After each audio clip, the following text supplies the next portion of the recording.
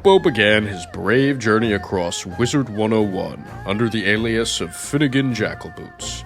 Along the way, he met friendly faces, such as the wise mentor Merle Ambrose, along with a deceiving nemesis by the name of Malastair Drake. Across many places, Choopo went through many trials, and ultimately defeating Malastair. Now, a new chapter begins, and greater threats are to be discovered. Will Choopo be able to take them on? Only time will tell as the adventure continues.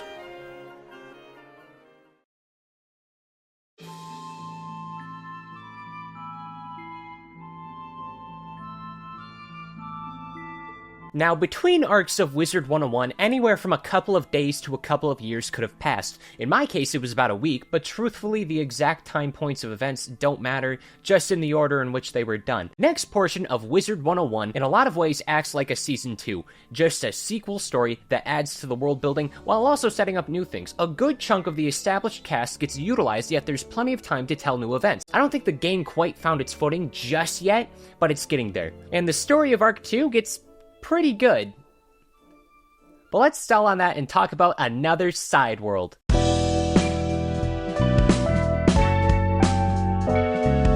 Okay, why am I doing this? Well, Arc 2 consists of 5 worlds, each growing longer and larger than the last. In Dragonspire, the longest world of Arc 1, was only barely longer than the first of these worlds. Along with that, there's still more side worlds and extra content that count as main quests and have narratives within them. Wysteria exists almost entirely for world building purposes. I think by spending more time exploring the spiral more in depth, it allows for the stakes to feel more drastic. Like if you look at a show or anime, having filler can be annoying, but in cases like this where it's simply adding more to the universe? No, it's fine. Plus, the concept of wizards having rival schools makes me giggle like an idiot. Following the expedition to kill Malastair, I get called back to Ambrose, and I'm basically crowned as the best student of Ravenwood Academy, despite literally just showing up. Because of that, Ambrose asked me to go to a rival school called Pigswick Academy as the solo representative of Ravenwood competing within the Spiral games, fighting in hopes of obtaining the ever-iconic prize trophy, the Spiral Cup. Fellas, this is my goblet of fire. Though, for some reason, nobody even came to support me. Like, not having a chaperone's nothing new, but it's just like high school where I feel alienated and alone, and still kind of do. But hey, funny wizard game! Welcome to Wysteria, aka Pigwick Academy. The species of this world is the pigs. A lot of piggies here. They seem to be pretty bad at being students, that's nothing new. Wysteria specifically excels in cantrips, and those are the non-aggressive spells like being able to fish and levitating in place. That's fine, just significantly worse than the actual useful magic that can be used for self-defense. Now again, this is still technically filler, but it's extremely important in showing how more of the greater spiral functions. Like, we learn a lot. I don't think enough people recognize how important this area could be. We learn that there's several other wizard schools. There's a fairy one. There's one in this place called Mirage. We'll get there when we get there. Mushu had a magic school since it was important to their history. And Dragonspire, They couldn't make it. The most important thing I get upon my arrival is like this Ravenwood representation ring that allows me to actually compete for the Spiral Cup for the school. Finnegan Jackalboots throws it into a dorm room drawer for some reason. It's then requested we meet the head person of Pigswick. Now, I was actually warned that this is an infamous character in the fanbase, a popular character by the name of Belladonna Chris, probably the most iconic thing in this world, and I was really wondering how this character could be important. Oh, that's why. Wowzers, awooga! The polygon make my neurons go boing. Do I want to play Trivial Pursuit with her? That's what you guys sound like right now. Get that shit out of here. Wizards are never horny on main. They are loyal to the quest, even though 90% of the player base wears glasses like the nerds you are. And she's not taking my virginity. I lost it when I was with your mother last night. I'm not taking her heart. I'm taking her career. The goal is simple. Make Belladonna and Pigswick lose the Spiral Cup and bring it back home to Ravenwood. Along the way, though, Miss Cookie Crisp over here thinks Ravenwood sucks at being magical. So I gotta meet all the wacky professors, and they don't even have the same school names that Ravenwood taught. Like, they have some weird bootleg ones instead. This totally feels like being at the away team in a high school sport. It feels wrong. Like, instead of ice, you have frost, no fire but ember, no balance but equilibrium. These names are stupid. Your school is stupid. You're stupid. Pigswick Academy is high-key garbage. They don't even have a talking teleporting tree with dementia. This place is awful. But I do that, and then the crispy woman tells me to gaze upon the magic fountain. It's just a normal fountain, but apparently there's a goblin invasion now. This plotline within the plotline just sorta appears since Pigwick's students are Well, you know. So I gotta head on over and kill some dang rotten goblins. The fairy wizard kid says that's her bad. Close up the goblin portal where all the goblins have been goblining. Crisis averted. Surely nothing else will happen in this world. Oh, how could I forget? The Spiral Cup is missing now. That's not good. That's the main thing I was told to come here for. Even worse, the person who stole it left my representation ring at the crime scene. And that means I'm the most likely culprit, and I need to prove my innocence or else... Actually, I don't know. I stopped the Alistair. Is anyone gonna punish me for being a student? I sure hope not, or I'll put the Death School in a place where it'll for sure never be found. For now, everyone's gonna start the tournament without it. So I do that and beat up the first kid, even though it's a tournament arc and nobody cares. Not a single NPC even shows up to watch in the crowd, or at least not that I know of. I found some commercials where they do, but no wizards have supporting parents. For future reference to anyone making or working on games, if something is being treated like a sport, fill in the goddamn bleachers. Things feel so much nicer when you have spectators on site. I know they're not real, but they're real to me. Between the rounds of the tournament, more and more plants show up, and this is a problem. Oh yeah, also, the Spiral Cup can't continue because for a little bit, the cat girl, no, not that other kind, lost her magic wand wandering down a crime-ridden murder alleyway. You all are stupid. It's a miracle all of you even know how to speak to me. I'm bored of Wysteria. Let me speed this up. Bop, doo, beep, boo, bop. All right, I'm a finalist, and now it's time to ask the life professor, Earth professor of Pigswick Academy. For a minute there, I forgot this place was bad at everything. Turns out the Earth professor named Chester Drawers stole the cup. Oh no, he was being mind-controlled by the physical embodiment of nature itself. Classic misunderstanding. Turns out he was a pawn being controlled by the Bramble Master. This is a big tree guy who wants to destroy Wysteria and turn it to its former glory. Noble and kind justified motives. I would help him, but he's a dick, still holding the Spiral Cup hostage. So, yeah, he's gotta go. I guess he also has the Earth professor's soul trapped in like a wooden doll. So in total, I mean, I guess he has to die. Yeah. It's time for the final fight of the cup against Randolph Spellshine, this student of Pigswick Academy. The crowd's going crazy over this fight. This is really demeaning. I wish literally any NPC came to support me in this competition. Brothers, the grind set was successful. Not only was Belladumma Cream and Cheese absolutely #smartphoned, but now I got this cool looking trophy. Hey Ambrose, thanks for not being there when I needed you the most. I thought you were the wizard granddad I never had, but now you're acting worse than my actual family. Because even though they didn't come to any of my sporting events, they came home with Arby's chicken tenders. And I like those, sir. And then I remember him just saying to me, these exact words, not at all abbreviated. Damn, bro, that's literally flipping bananas. Anyway, we just rediscovered Atlantis. What? For a moment, could you imagine the whiplash I had here? Wysteria was a world that existed for purposes of illustrating how this one rival school holds a lackluster education and how the educations are inferior to others within the spiral. And now we got Atlantis Square Pantis, more commonly referred to as Celestia. And honestly, this location in general is one of the most important pieces of history in this narrative. So pay attention. Long ago, at least centuries ago, there existed the hyper-advanced society of Celestia along with the astral wizards of Celestia. These wizards created magic with the strength of the sun, the moon, and the stars. And the sun and stars are different, so don't question that. These three types of magic are different types of magic from the schools of Ravenwood, reliant on things like major buffs to spells, transformations, and stat boosts. And for a long time, there was no issue, until the next villain of this major story gets involved. This is Morganth, Queen of the Shadow Web. Unlike Malistaire, she's just an evil spider lady hungry for power who uses any sort of conflict as petty justification for her terrible, terrible needs. And she wants the astral magic of Celestia in her skill set. So justifiably, the astral wizards that may or may not be aliens, I mean, they sure look like it, they say no, and this forces decades of war because apparently astral magic is that cool and they're gatekeeping that hard. In a final stand, the Celestians summoned the second of the three major titans, the Storm Titan, to save them. There might be multiple Storm Titans, but in the possibility that there are, we're just gonna ignore that because there's only one Storm Titan that matters. Let's just assume that there's only one. We're just gonna go with that from now on. Unfortunately, the Storm Titan was a stupid, dumb, idiot fishman who decided it would be easier to destroy everything and everyone, like he used to always do with First World. So the Storm Titan then starts to raise huge waves across the city of Celestia, unexisting all of it and the army of Morganth in the process. Just like Dragonspire, leaving this place in ruins with all remnants either wrecked trapped at the bottom of the ocean or partially destroyed under these giant domes. Up until this very moment, Celestia would be gone from history until the Spiral Geographic Society, which we're just gonna call SPS, was somehow able to rediscover the ruins and potentially retrieve Celestia's lost technology. Everything was going well for the SPS until, crabs. Celestia has now been overtaken by the Crustacean Empire. To make matters worse, several of the leading members of the SPS have gone missing. So guess whose problem that is? There's a lot that goes on in Celestia. The main goals include saving this pretty dang dapper frog guy named Thurston Plunkett, and also learn the secrets of Celestia's magic. This will require restoring the Grand Astrolabe, getting astral magical artifacts, and getting pieces from the Crustacean Empire to actually get to those places where astral wizards left the artifacts. Halston Balestorm, the Ravenwood Storm Professor, informs us about all of this. Now, Halston is really only crucial in Celestia, acting as a guide and exposition dump, in part due to his connection to the SPS. At one point, Halston was living in Marleybone in a gang called the Thunderclouds. He also gets sent to the main prison for being a dingus by...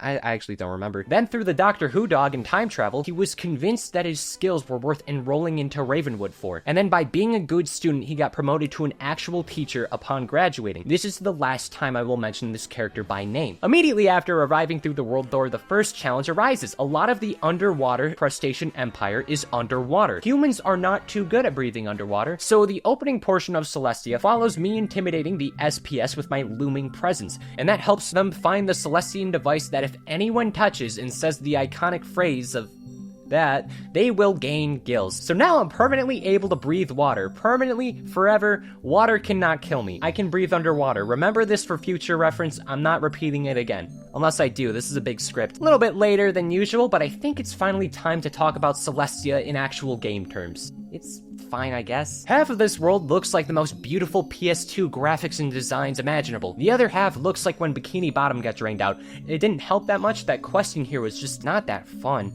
This is the shortest world of Arc 2. In terms of quest amount, it was already getting annoying 10 minutes in. The fights are so slow. So much of this relies on just walking, picking up objects, just so much walking. So much of this was just backtracking. My least favorite worlds will just be repetitive backtracking, and this is one of them. To make matters worse, Marleybonians are back and leading the expedition. General rule of thumb, if Marleybone is present, the world automatically is way worse. They aren't nearly as bad in Celestia as they were in Marleybone, but it's still the problem of British furries are punishing my indomitable human spirit like the animals they are. Another thing, I have never been so intimidated by crossing the goddamn street. I'd say about a third of Wizard 101 is reliant on wizards knowing how to cross the street. They say this from the get-go, but if you don't want to get into unnecessary fights that aren't based on quests, by the way, never get into fights unless you have to. Stay far away from the main streets. Stay on the sidewalks. It will be your friend. Unless you don't have sidewalks, because if you do, you might end up getting pulled into unnecessary fights, and if that happens, you waste minutes and minutes of time. In fact, the developers know this, and they will intentionally put vital objects surrounding enemies you don't need to fight. Celestia is one of the worst offenders of this.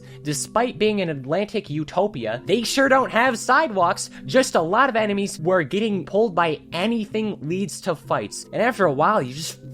The story does carry pretty hard in this world. Following gaining the ability to breathe underwater, I am now able to lead my wizard army and Delta P on the Crustacean Nation, showering them with golden drops of violence. The demonic-looking dog people inform me that I can get the star power, so I get the star powers. I'm just gonna take down some Sharkmen. Before I can obtain the magic, I meet the Cube, who will guide me toward getting some tokens for the thing, I guess. This is confusing. It's just a bunch of MacGuffins. This is a lot of the game, and I completely zoned out. It was like 2 a.m. when I was doing this one. Another thing done. Wow, Finnegan Jackalboots, says the dog with scary foam teeth. You got one of the things for the thing. Oh, by the way, we have a blimp, and it crashed on a native platypus land.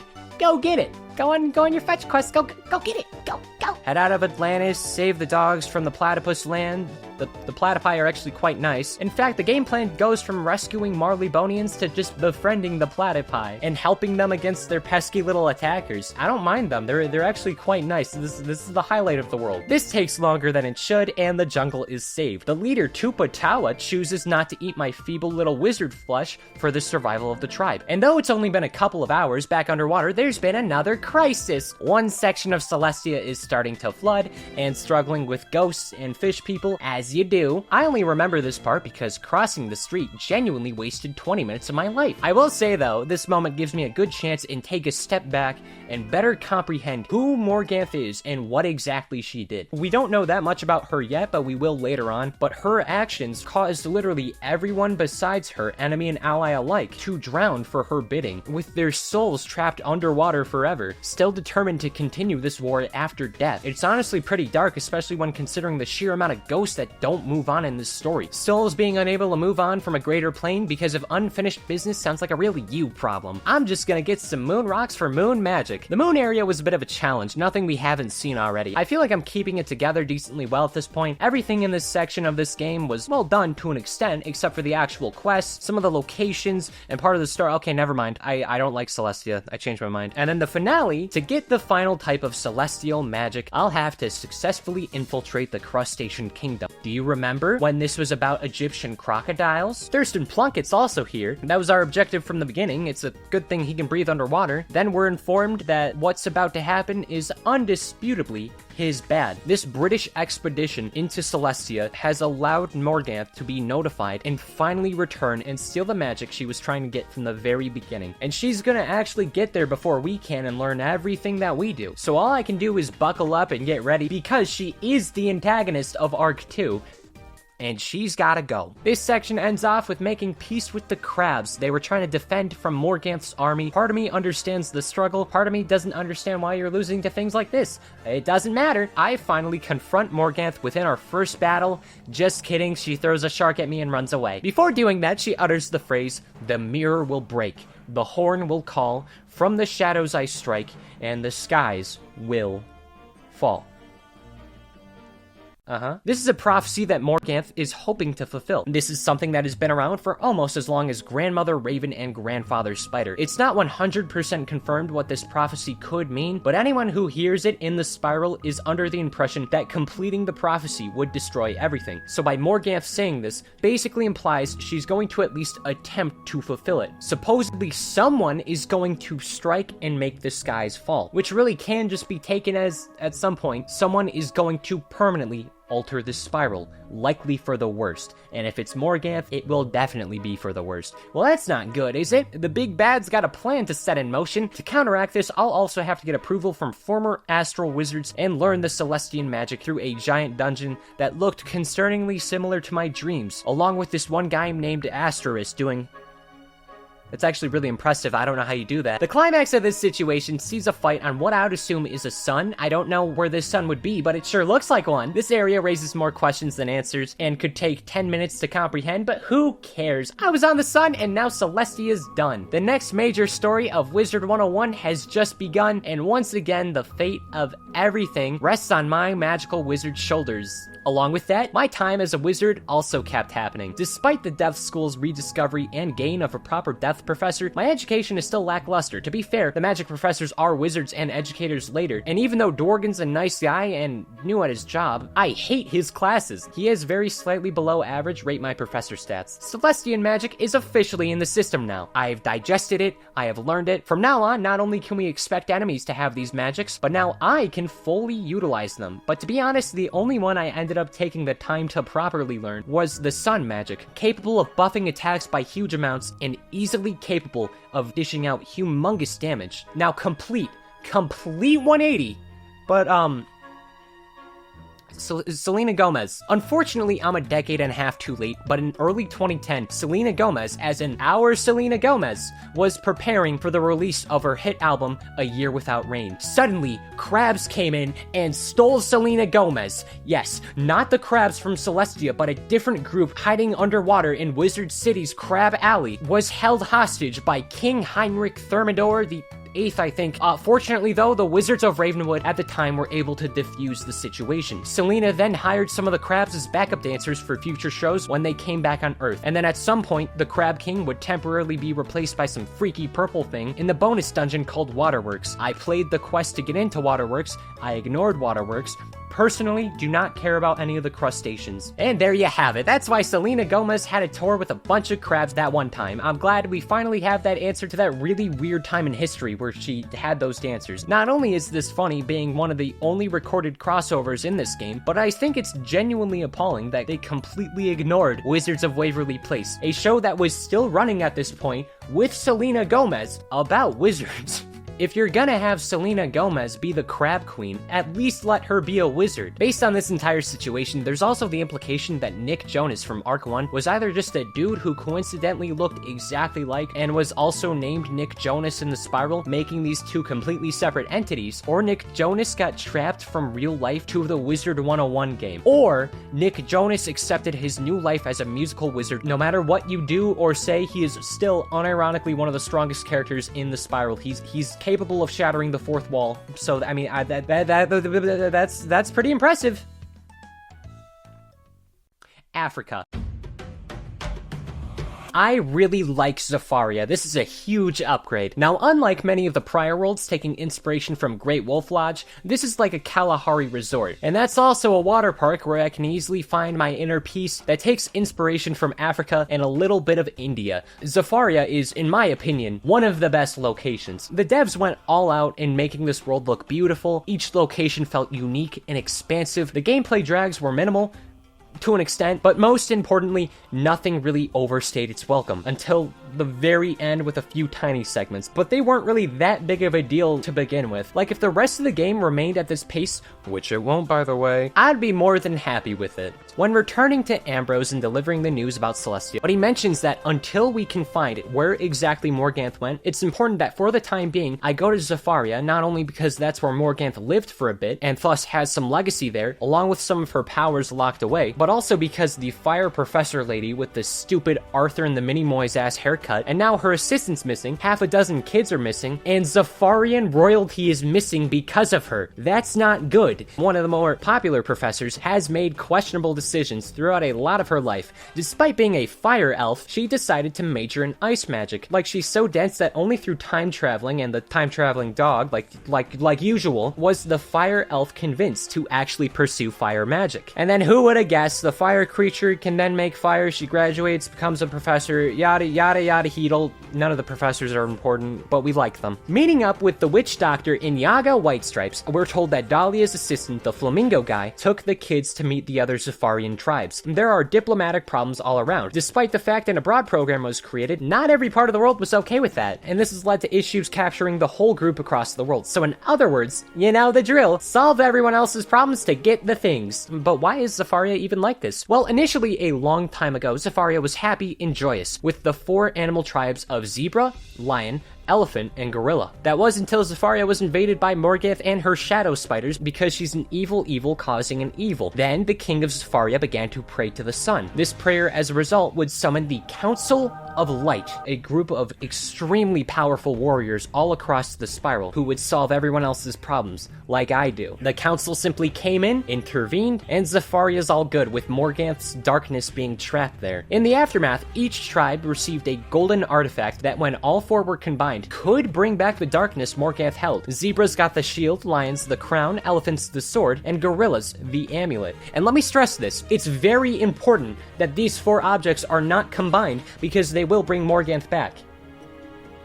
Something bad is going to happen. Following this, there was some civil discourse and some tribal conflicts leading to more tribal conflicts. But all of that can be, and because of me, will be undone. And regarding the Council of Light and who's in it, I'm gonna get back to them, since they're gonna be important. Anyway, after getting approval from the heads of Zafaria's zebra tribe to invade other parts of the world to ask them nicely to stop holding students of Ravenwood's abroad program hostage by also doing what we do best and clobber some animals, it's time to lower another local population. In the Savannah of Zafaria, there are the lions. Getting permission to enter this territory took so long that I accidentally found another kid while fighting Morganth's bugs. Now, the lions who live here are having problems with their hunting season. Now, I don't know what they would hunt or anything like that. Also, they have a bad case of the purple water. Making matters worse, the crops can't grow, and there's ghosts everywhere because everyone's dying, so the lions aren't having a good time, and they're also cursed because a couple of centuries ago, there was a murder in the royal lion family on like a pride rock by a guy named Nurgle. So now all of the ghosts are cursed, and all of this is happening over a classmate who will probably drop out after this experience. The water and crops aren't really that much of an issue to revert, and along with that, there's like this weird suspicious zebra guy named like Tom Snakefinger or Tic Tac Snake. I don't remember the exact name. I think it was Snaketail. This guy.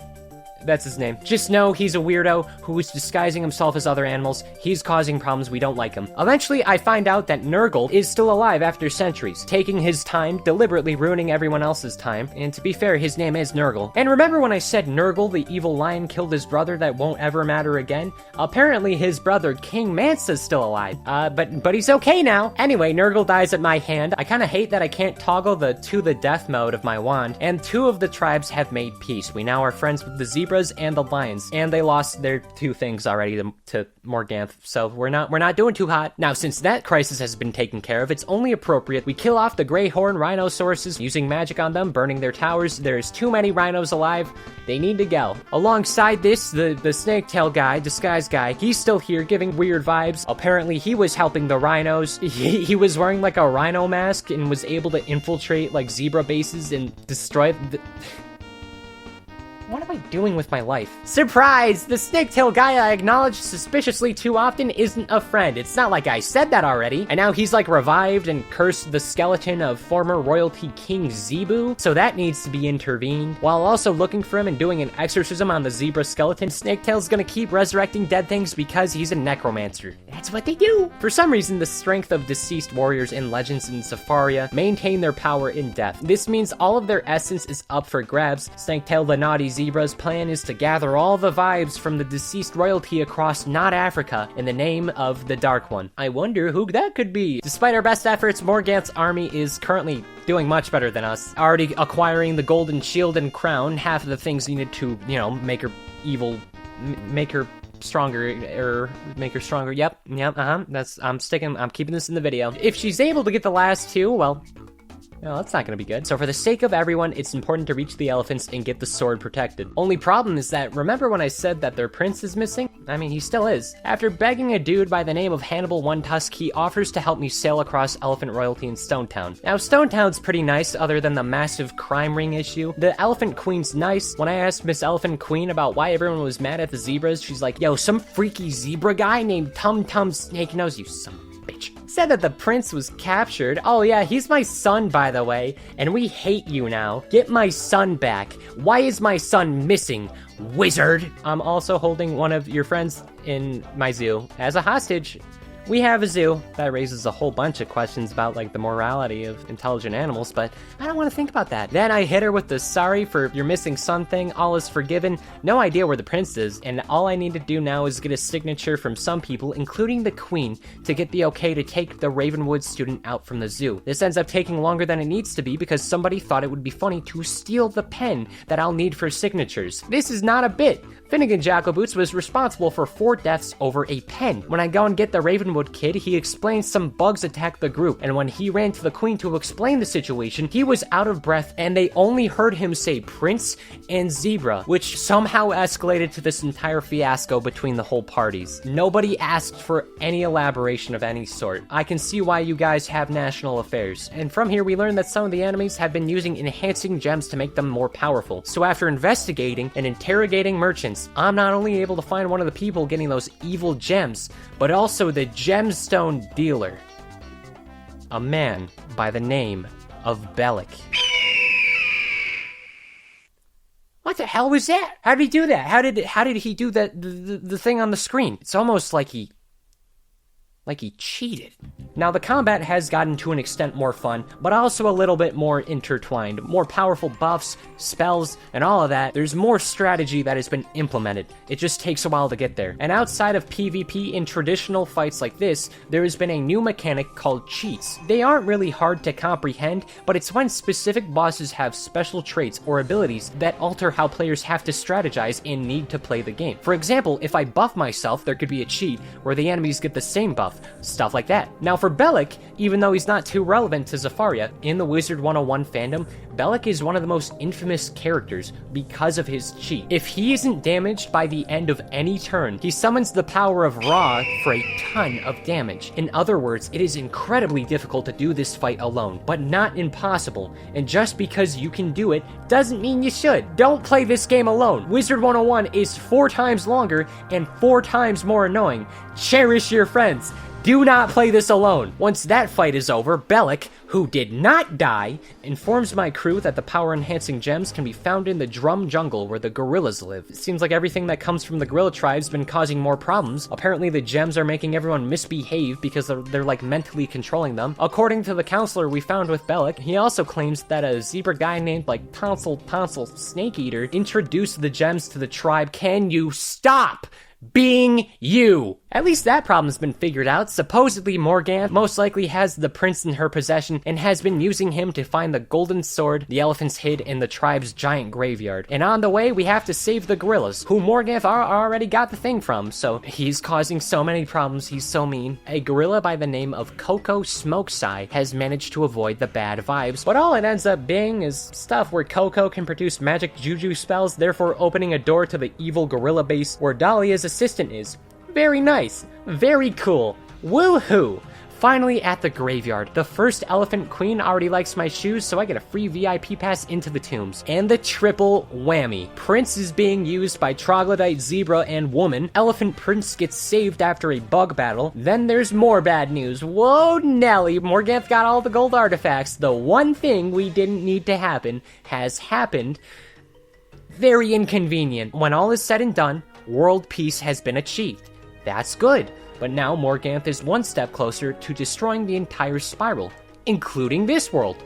That's bad. Inyaga Whitestripes, the zebra from the very start, guides us to a lake where I can navigate through and hopefully halt Morganth before any more harm is done. Luckily, breathing underwater, there shouldn't be any problems with— oh, god damn it. Okay, they're gone. I don't think they're gonna return. Now I'm at Morganth, and she straight up just offers the chance to join as her student. On one hand, help destroy the whole spiral and live with the knowledge that so many lives were ruined because of me.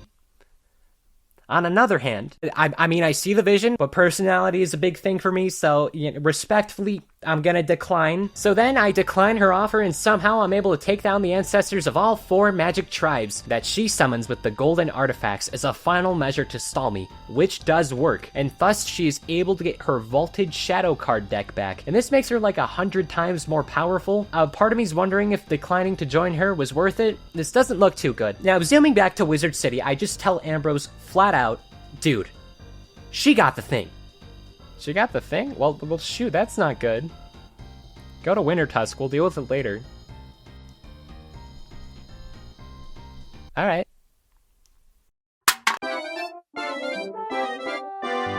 This is probably one of the worst times to have a side world show up, and it didn't even need to be like this. I just love causing problems. Wintertusk is important for a couple of reasons, but none of it necessarily connects to Morganth and the tasks at hand. But it is very, very important nonetheless, and I cannot for the life of me ignore Wintertusk. Like, so many major questions remain unanswered if you choose to ignore it, and a lot of future content will make less sense. As a reminder, all of the music in this area was specifically designed and made by Nick Jonas.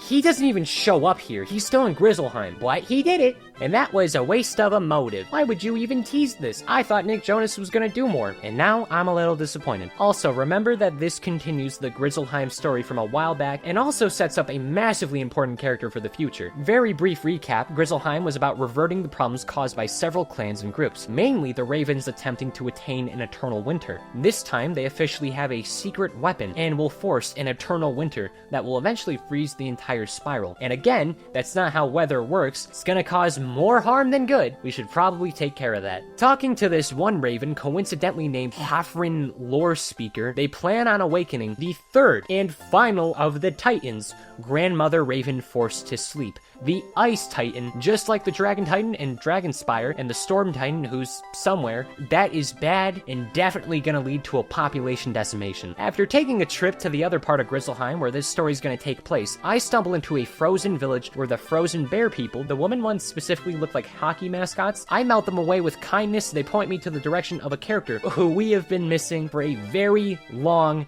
time. Trapped in a cage for the time being, I get to meet in the flesh the grandmother Raven. She apologizes for all the bad, uncool vibes those rotten ravens have brought, along with the tribulations that I have gone through. Then she gets freed and looks exactly like the history books shown. To give an idea of how important Raven is, not only was she, like, completely mentioned throughout this entire story so far, she's also the narrator. Like, she's been aware of my quest, following me, narrating everything I do, describing what my very actions do, and she has been here this whole time. We are both familiar with each other's games. I don't know why they decided to leave the god equivalent and easily a top 3 character in terms of importance in a side world, especially considering this is the most important character related to the construction of the spiral, which is very, very important for the thing I am doing in this specific expedition. But she's here now and hanging out with other ravens, hoping to stop them from destroying everything with the Ice Titan. And we already know the story of Grizzleheim,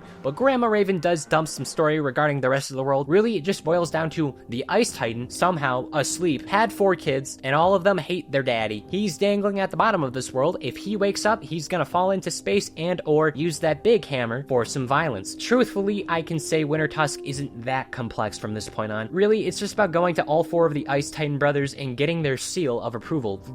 Like, literally, that's the entirety of it. So instead of rehashing everything that the brothers told me and made me do, just know that it revolved around a lot of fighting ravens, proving my worth, putting on disguises, and winning a board game to prove my intelligence. I think this is chess. It only kind of looks like it though. I want to talk about what was going outside of questing. See, while making bread for a quest on my primordial polygonal wolf dog, who I've been using as my ride this whole time, he put his face into the running furnace and making him no longer accessible. So, remembering, and you can't make fun of me for this, I still can't believe I did this, remembering how many crowns I had to my name, I went through the rideable mount shop and spent like 60 real world dollars on mounts I thought looked cool. I didn't even end up using most of them. I bought like 5, went, that's cool, I don't like them though, and then never used them again. Eventually I ended up on this cosmic unicorn who's gonna be with us for the rest of this adventure. I know some little Wizard101 shit. I know who you are. I see you, Tobias. I know they're looking at this, growling with rage, having like little tea kettle steam fuming out of their ears.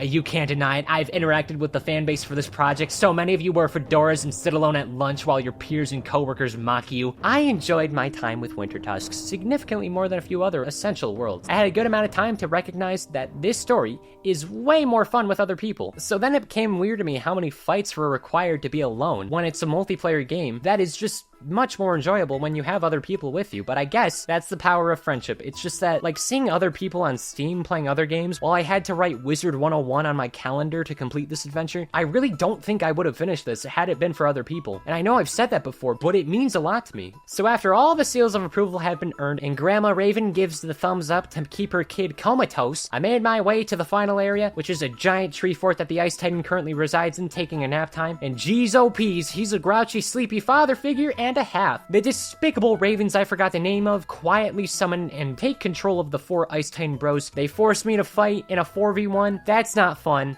Friendship. Again, shabam, the quadruplets now have shattered bones. The evil coven of ravens skedaddles. The Ice Titan continues to sleep inside of a tree in one of the most uncomfortable sleeping positions I could think of. Like, try sleeping while hanging off a cliff. That's what's going on here. Grandma Raven thanks us for making sure bad things don't happen, and she notes she's gonna be with me as long as I'm a wizard. I feel like that could be taken as a threat. I'd consider it one. Back at Ravenwood, after buying some of the worst wizard clothing imaginable, Ambrose is dumbfounded I managed to save everything for a 10th time at this point. As a reward, he chooses to give me extra credit. Yeah! Whoa! Woo!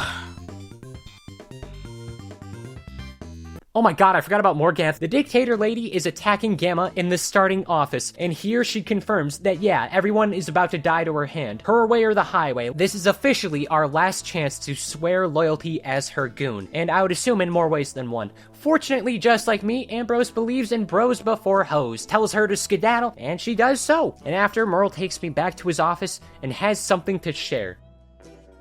Did I ever tell you about that time I was in a band? Yeah, so Merle Ambrose actually led the Council of Light back in Zafaria, consisting of powerful wizards who have joined forces to take down all of the bad things they could get their magical mitts on. And we've met the members already. Members include Merle, of course, former Coma Haver Mushu's Emperor Yoshihito, Lydia Greyrose, the Ice Professor of Ravenwood. She's like this nice lady who was the first person that Merle added to her staff. As they were younger, she saved him in this world called Caramel, along with Diego, the combat horse that lives in Wizard City and is the head of PvP for players in this game. So for most players, a big deal and well-known character, but for me, just a horse. I never did PvP. From this point on, the objective is to follow Morganth and get the materials needed to truly confront Morganth before the incoming war. First off, good old Finnegan Jackalboots has to get the Sword of Kings, since it's the most powerful weapon we can obtain, and that's being protected by a few warriors in Merle's homeland, Avalon. When arriving there, there's a few important things worth noting. The king known for having the sword I need no longer has the sword I need. No, instead it was left with the Knights of the Silver Rose, which was also created by Ambrose. He absolutely left a big impact on this place before he left. There's a lot of Merle backstory here, so give me a few minutes, we'll get there. The goal is finding all of the Knights of the Silver Rose to help me retrieve the sword while also becoming a knight in order to enter the king's castle. Avalon is the wizard world. It's what I would imagine a true mythical wizard world adventure in a kid's game is like, and I think it's Choopo approved. This is officially the point where generic bosses are more powerful than the strongest enemies of the previous arc. This thing is stronger than Malistaire ever was. How embarrassing. Real quick, I had to change my outfit because, I mean, I look like a jackass. These are not wizard colors or shapes. I want to feel like a true whiz, not a picnic basket. This is much better. When it comes to the sword thing, all of the knights have been playing hot potato with the sword MacGuffin, even including the balding otters and this mythical snow deer I found drowning in the purple. This world requires a lot of talking between knights and generally a lot of annoying knight moments. Avalon's currently entirely in shambles. There's invasions in many of the populated areas. Really, anyone that talks to me has some sort of problems going on, like the fire elf village is frozen, for example. The large forehead Jimmy Neutron woman need to be thawed. Dahlia used to live here as well, but she decided to infect the rest of the spiral with her presence. A lot of this world goes into becoming a knight, so it jumps between asking knights about the sword and going on knight adventures, slaying dragons, helping the weak, storming castles and towers. It's not as complicated as other worlds have been, but there's still levels of complexity. Some additional quests include saving a Pegasus, befriending the local leprechauns, and making war armor for an ostrich. This is real. We have to do this and save the spiral to help the ostriches. Around halfway, though, I encounter the ghost of Sir Malroy. Now, this character is the brother of Morganth. He's revealed to be the one causing a good chunk of conflicts currently in Avalon. The reason why King Artorius doesn't have the sword is because of Malroy murdering him, and he wants redemption so he can move on from existing as a ghost. He's kind of important, but really just the sibling of the main baddie. So in the end, he's just a ghost who ghosts around, who happens to have a sword I need, until I eventually beat him and break his ghost legs, because immediately after, this fish woman, known as the Lady of the Lake, takes it and gives me a new problem, actually finding her. She lives in a lake. What the hell would you expect otherwise? While trying to look for her, all I can do is gather all the knights throughout the land and start bringing them together so they can fight off screen and supposedly do knight things to help fix up Avalon once I leave. A little further, I come across Gwendolyn, who stepped onto the battlefield to help the people. She's also the one working to reform the Silver Rose of Avalon, so it doesn't end up like this again. And simply by helping, I automatically become a knight. Because of the knights actually getting their shit together, I'm able to distract all the bad guys enough to schedule an appointment with the Lady of the Lake. She recognizes that I'm cool and awesome, and I have giant muscles and like a 10 out of 10 in every single corner of the way. So she's willing to give me the sword that I need. We open up a teleporter to the catacombs directly under Avalon's castle. The purpose of this place is to be a route to the real meat of the underground. As in, there's crystal caves in the heart of Avalon. This area is super magical. Even being here causes nausea. There's some special dragons, different models, non-interactable. Surely they won't be important. The finale of this world more so acts as an origin story for many of the characters. What's gonna happen is I have to time travel to get full context of what is happening so I can figure out what to do next. And this will require me morphing into Gamma, as in the owl that is best friends with Merle, and go through this entire event in his POV to get a proper retelling. Don't ask why there's multiple of us, though. This isn't time traveling or anything. Like, I can't go back and fix whatever happened, and it gives a good amount of context to not only one of the most important heroes, but the most important villain of Arc 2. See, when Merle Ambrose was young, he used to be part of an RPG party as a wizard alongside the warrior Artorias, who possessed royal blood. Their story is very much like King Arthur, among other tales. It's your traditional adventuring. After a while of being a renowned hero, Artorias would be crowned as the king of the land and would eventually marry Queen Gwendolyn. And during all of this, Merle Ambrose takes in one of his first ever students, that being a young Morganth who lives in Avalon. And yes, Morganth has lived in Wizard City, Zafaria, Avalon, and a mystery Mouska world that will be talked about later. The country downfall would begin shortly after Artorias becomes king, coincidentally when Morganth and Sir Mallory serve under the king. Artorias would have this moral code where anyone could join his knights regardless of their background or what awful things they could have done, as a way to get some sort of forgiveness or redemption, and eventually his kindness towards these enemies would be taken advantage of. So Morganth, while slowly, let me emphasize that, slowly learns Ambrose's magic, she wants to meet his level of power faster. So she gets her brother Sir Malroy to challenge Artorias in a fight, and some of the goons sneak in to damage his armor without his knowing, and Malroy's on board during all this, mainly because Malroy once found this treasure that lets him see partly into the future, and believes that Artorias would be responsible for the downfall of Avalon to some extent. Now, being in Gamma's POV, let me remind you that it's very funny that Gamma in canon has done all of this. Gamma sees young Morganth shit-talking Ambrose, trying to speedrun magic for all the corrupted reasons, and then after a fight, Gamma goes over to Ambrose and tells him everything. Ambrose calls Morganth a dweeb, demotes her from apprentice to an ordinary student, and unknowingly begins to set her down the path of becoming that. After this conflict, Sir Malroy and King Artorias fight in the darkest pit of Avalon in the Weirwood. In the battle, Malroy dies at the hand of the king, but only after fatally wounding the king. Thinking that they both died while this is happening, Ambrose makes the revolutionary discovery that outside of Avalon exists the entire spiral, and leaves to go learn about the inhabitants and eventually teach wizardry further and establish Ravenwood. So as he and Gamma leave, Ambrose gives up the magic MacGuffin sword to the knights, but before they do, they set new boundaries with Morganth. Instead of being a student under Merle, she can stay as a traditional student of Ravenwood, with no benefits. Like, Ambrose still sees potential in her, it's just kind of hard not to acknowledge what Morganth did. But we do know what happens next. Right after leaving with Ambrose, Morganth slips right up to the king's deathbed and offers him a cursed item called the Horned Crown, claiming it's the only way he won't die from wounds. But it's cursed! Ooh! So when he puts it on, he turns into this new creature called the Dread Pandragon, and not even Ambrose knows about this. Nobody does. So that's why these guys exist. That's why there is like these special dragons. And we're fighting them now. Once Ambrose properly becomes headmaster of Ravenwood, centuries before we become a wizard, wizards can live almost forever, I would assume.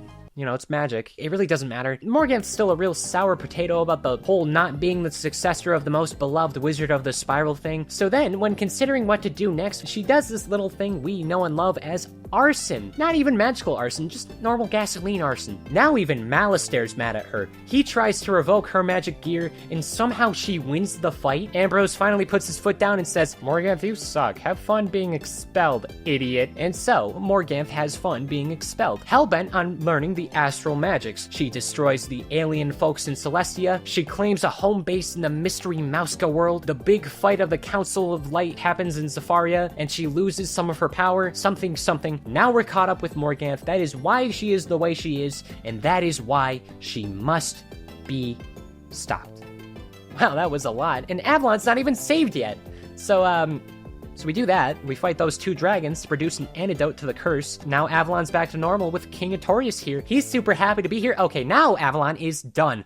Permanently. We don't need to come back to it. That is the end of this world. Returning to Ambrose, he's pretty flippin' joyous to hear the tides of war starting to even out. Now it might just actually be time to actually take the fight to Morganth and her Darkness army. But hold on. Ravenwood gets a distress call. Those rotten British dogs, the Marleybonians, are in danger. And their astronomer guy, who I actually like this guy, he's fine. He's being attacked by Morganth bugs. So I stopped it, and when helping the lovely guy out, something big happens. It turns out there was a distress call from an ancient world in the spiral called Azteca, a world that is so old and fragile that everyone in Ravenwood thought it was gone forever. And when seeing it from a distance, there seems to be a big giant meteor And I would say, that's no good. There's a big ol' meteor named Zabalba that's gonna destroy everything. We gotta stop it. Azteca, Azteca, Azteca. Broken record at this point. I love how this place looks, but I also think it is an odd spot in terms of gameplay. Difficulty-wise, this place is a huge issue for a lot of people. I was going here with several people stronger than me, and I still ran out of health a concerningly high amount of times, kind of indicating I was gonna have to spend more time growing as a player, or just pay to win. Now, in additional context, while I was playing this game, the player counts weren't ridiculously high, but I would see a couple of random players fighting by themselves every once in a while, maybe struggling on missions. At this point, it was quite rare to actually see them fighting alongside me. But here specifically, there was a surplus of people trotting along. I would say upwards of 10% of the player base was just in this world alone. Plus, there was not only an abundance of difficult fights, but also a lot of ones that were just more annoying than anything. Nowhere near as bad as it will get, just kind of a challenge. Actually, a lot of Arc 2 shares these problems. A lot of the community thinks these worlds are too long and too much of a difficulty spike for people to solo and adventure on their own, and that's totally fair, though I'm going to save my thoughts on all of the problems on this game until the very end of the story. Now, Azteca is very old, so old that it was well established when Grandmother Raven and Bartleby sang the Song of Creation, aka the thing that helped create the spiral, and as an award for existing, the Aztecasaurs heard the Song of Creation and thus became guardians behind it, those guards being dubbed Lords of the Night, and acting as a line of defense in the situation that anyone evil tried to take that song. Because if they did, that person could then remake the entire spiral however they want. So guess what Morganth is doing? Morganth wants that very specific thing and is forcing an invasion. Azteca's gone to shit. The dinosaur people are facing a zombie apocalypse. Their world leaders are missing, traitors on every corner. Everything that could go wrong is going wrong. All the stops. The only thing preventing mass destruction being the purple, because it's a good purple. The giant world-ending comet can't end the world. We have to make sure nothing happens to the dinosaur people who are Aztecs, who prophesized the world would end in 2012 when this world released in 2012. Uh-oh. Also, monkeys. This species is called the Monquistas, and right now they're being led by Ponce de Gibbon. That's cute.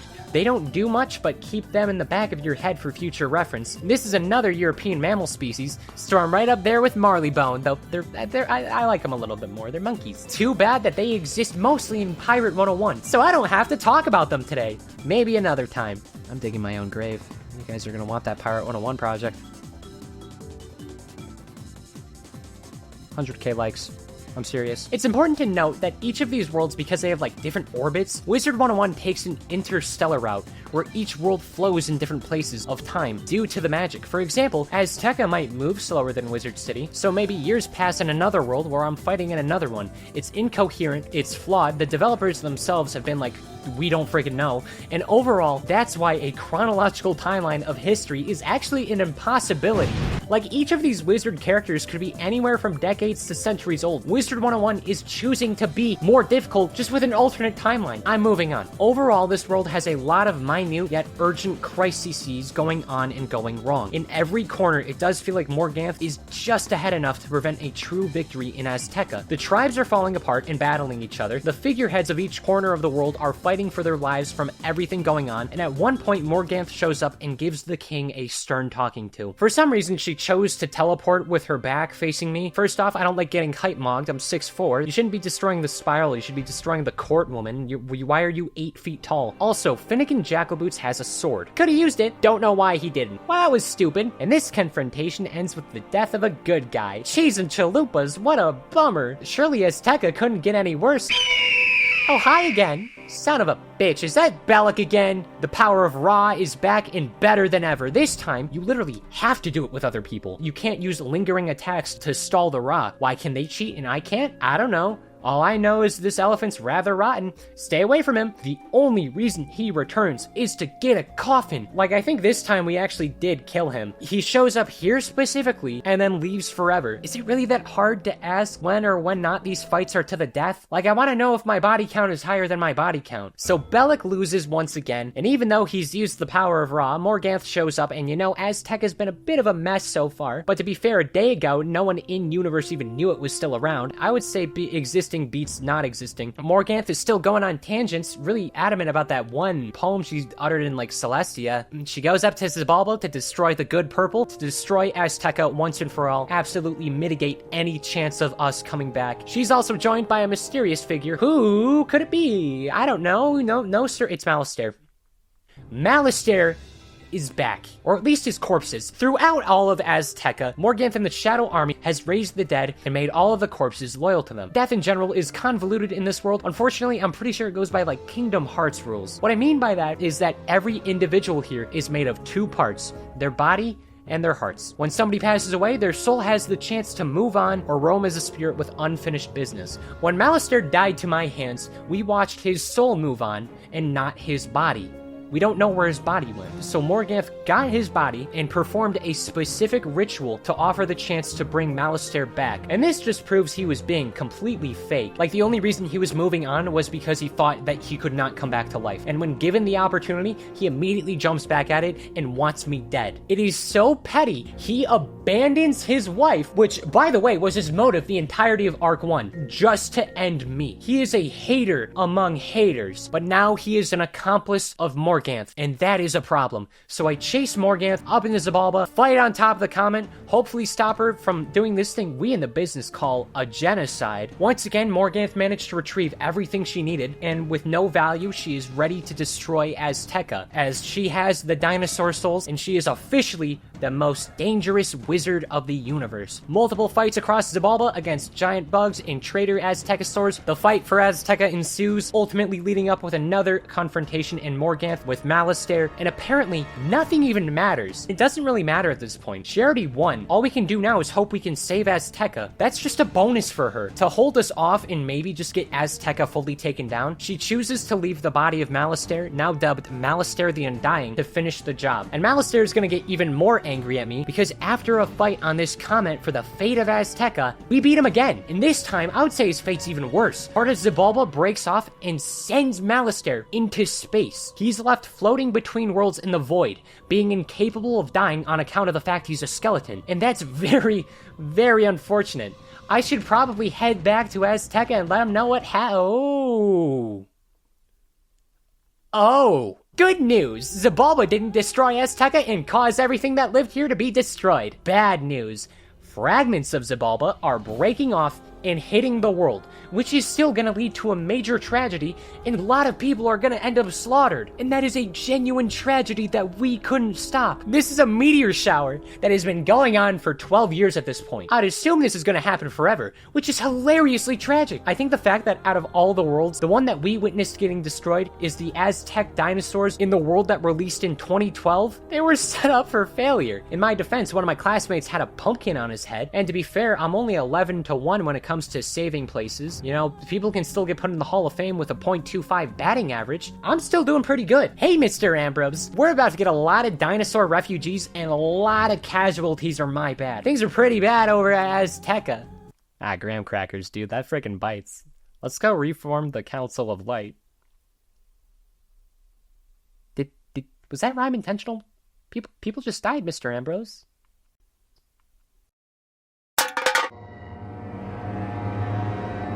After my epic fail, it seems that Ambrose is indifferent. The concept of death unfazes him, and to be fair, he has half a dozen things proving to him that death isn't that bad. It's time to bring back the Council of Light. Supposedly, this team's gonna help me get through the next world, but honestly, they really only show up to give advice and fight off screen, which I always take with a grain of salt. Now, the old members have already agreed, but we need some new blood. In Zafaria, White Stripes the Zebra joins without hesitation. King Artorias declines but offers a new spell. Instead, the Lady of the Lake is gonna cover for him. Also, there's a parrot in Azteca. He gets to be there.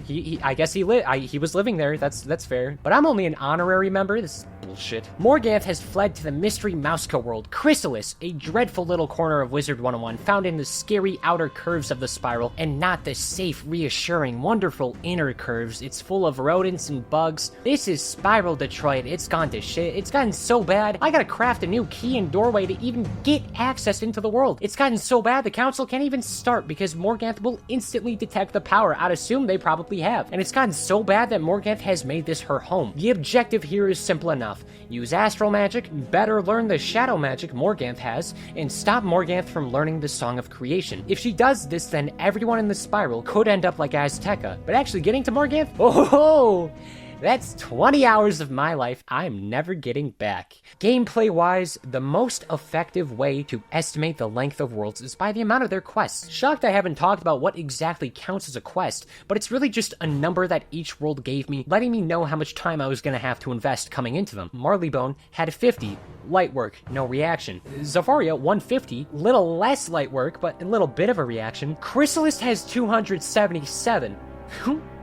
It's got a little kick. And as the worlds progress, they would make quests longer and longer. A quest in Zafaria is significantly shorter than one in Khrysalis, and this does progress even in future worlds. The objective here is to simply confront the freaky goth lady and assassinate her. Here's the plan.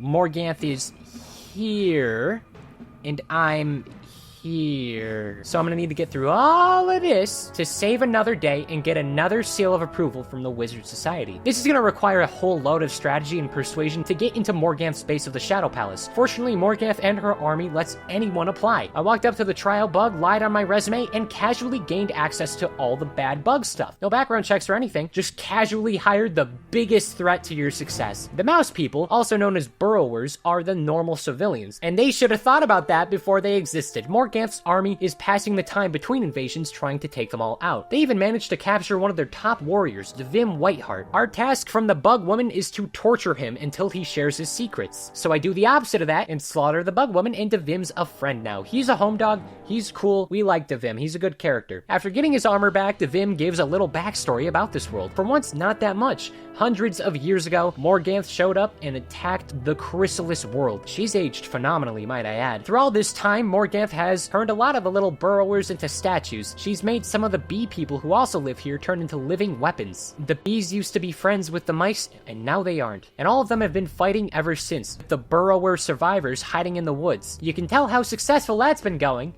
It hasn't. So for much of my time starting here, the burrowers attempt to fight the bees and turn them back to normal. This results in Devim being launched out of a window and being incapacitated as some venom gets into his system, keeping him unable to assist for a chunk of Khrysalis, which is also 2 parts, might I add. One part released in 2013 and part 2 in 2014. So there's a pretty substantial content shift at a point. Part 1 is ultimately annoying, I feel. So much backtracking happens. 4 hours worth of it happens, and it just gets annoying after a while. All of it just ends up being walking to the burrower village to slowly take out the incoming bug army. I'm pretty sure they're gonna hold off the rotten bugs so we can properly liberate Khrysalis. It's truly fascinating how simultaneously so much cool stuff can happen and so many cool locations can appear, but it's just so boring. Did Wizard101 give me Stockholm Syndrome?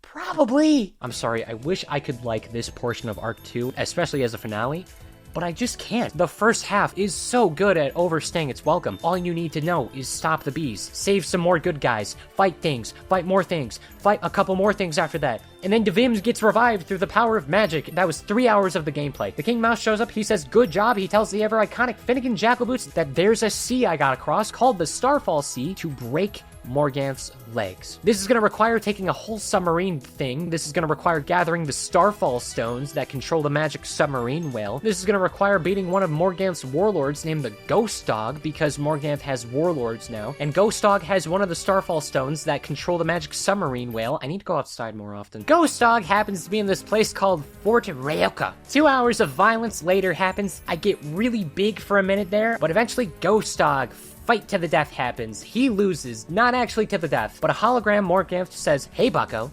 that's kinda uncool to die right now. Ah, my bad, chief. And then he gets back up, and then he loses again. And that is all of part 1. A place that, unfortunately, I did not quite vibe well with, especially compared to the latter half. So the final preparations to actually, I promise for real this time, happen where I'm actually going to start walking toward our final battle. Devim's been having this subplot about not trusting the bees due to the prior affairs, but that's okay. He's changed his opinion after finding out the bees were being corrupted. We gotta respect bees, guys. Now, if you were a wizard in 2013, this is where Khrysalis would actually be on hiatus. The development team would take roughly another year to finish the area because of how big it was, and instead of waiting a year to finish this segment of the video, fun fact, that was an original draft. I seriously contemplated making this 2 videos where I just wait a year for this joke specifically. I kind of regret not doing it. I think praising some aspects of Khrysalis is needed. The second half of this world, not only at a story perspective, but at a game one, is significantly more enjoyable. From this point on, I'll be making my way across the world without looking back. Like, once I fed the ghost dog some chocolate and really made it a ghost dog, the journey quickly was actually set into motion. It's just, you know, it's stuck behind a whole lot of nothing. The first challenge that's apparent to me is this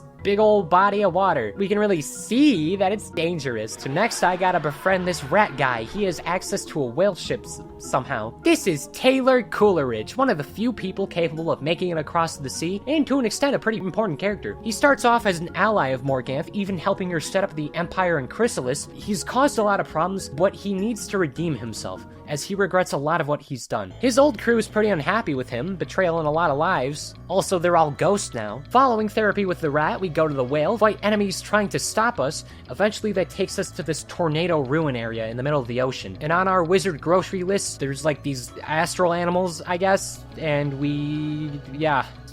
You know, there's a crab. Yeah, that takes us to this place called Radiance Reborn, where all the Morganth plot was gonna be, because this game kind of forgot to give Morganth a story until right now. You know, I already shared everything that happens here, but... And these fights are just... they're things we've already been over. It's Morganth talking to her brother, it's Morganth fighting Malistaire, and then the third one's a little bit more unique. It's Morganth taking over the bug army, while Taylor is in the back, like, eating Cheetos as everything falls apart. I do quite enjoy this area. Like, having a flashback occasionally is fine. Having these plot reveals when they come, and you know, I wish the story would stop backtracking as much. But the fights, this was like the best part of the world. No, this was great. Next stop, the ocean's been crossed and I'm in Sardonyx. This is the bug city, the city full of bugs. I help a mantis named Ezekiel make a teleporter. They've built them all throughout Khrysalis, but this one really matters because it lets us teleport. But gooder. I remember nothing about this place other than how it looked. I feel like a tourist on sleeping pills, and how did Prospector Zeke get here before I did? Are you infiltrating? Are you a neutral party? I'm too scared to ask. Then there's a desert. There's more mice, one named like Saul, the one who knows. His name's funny. The deserts are ugly in this game. Why do we need to go to the sad, barren desert? Well, it's really just to gain access to this place called the Solar Arc, and here's where the shadow magic is implemented. It's added to the core gameplay. Feels kind of weird to add it right before the final boss of a saga, but that's alright. A majority of Khrysalis did not matter except for Devim. He was fine. I like Devim. Just like it's odd to think that the main objectives get put on standby so often. And not only does the remainder of this conclude the story of Arc 2, but it's gonna set up the next one. So after the desert and the Solar Arc and Bug City, we stumble across this place, the Hive. It looks nothing like a hive. When I think of a hive, I think of the one in Ants or B-movie or the Ant Bully. Not this. The one thing this cave has that makes it a special cave is that it has a hole. Not just any kind of hole. A hole so holy it makes it unholy. Not even the bugs go near. If the bugs don't even want to go near it, it probably makes sense not to go in it. So I go into the hole and there's some bad purple. While investigating the bad purple, it opens up and out comes the old Cobb, an ominous figure who Morganth was hoping could be kept hidden to protect herself, and was banished to the edge of the spiral where Khrysalis is for the safety of everyone else. Old Cobb is going to be a vital friend from this point on, so just keep him in your heart, because he's seriously a good guy. He thanks me for freeing him from the purple, gives the exact address and IP of Morganth's house, and somebody's been evil for a little too long. We're gonna end a life. Since Azteca, Morganth has been trying to learn the song from the ghost dinosaurs. All of her warlord goons show up and try to stop me, but through friendship once again, and a 1-liter brisk lemonade, you can get those for like $1.75, they're a steal. I, Finnegan Jackalboots, was ready to confront Morganth just before any of her plans could come into fruition. Once again, we find ourselves being the last line of defense to save the spiral. Once again, the fight ahead seems treacherous, this time with the big bad turning to a giant bug herself. I remember everything I've seen so far was in my hands. It was finally time for the true battle for this spiral.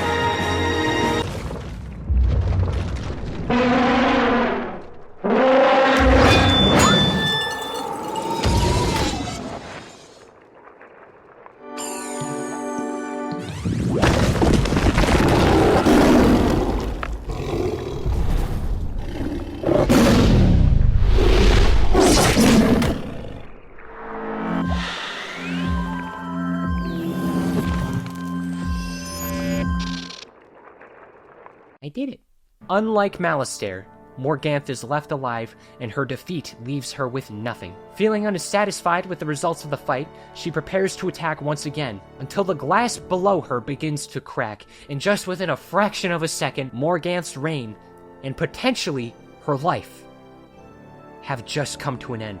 Just like Malistaire, she's left floating in space with seemingly no chance of returning for the time being. Khrysalis is saved, the Spiral is saved, the war has come to a close, and the Council of Light is satisfied. All of the lives lost in Celestia and Azteca have been avenged. There was a crystal crisis, and Azteca a ton of problems, but in the end, all of them got taken care of. It was Zafaria from Easy, and it left me in Wysteria, but I think it was still, at the very least, kind of Celestia fun.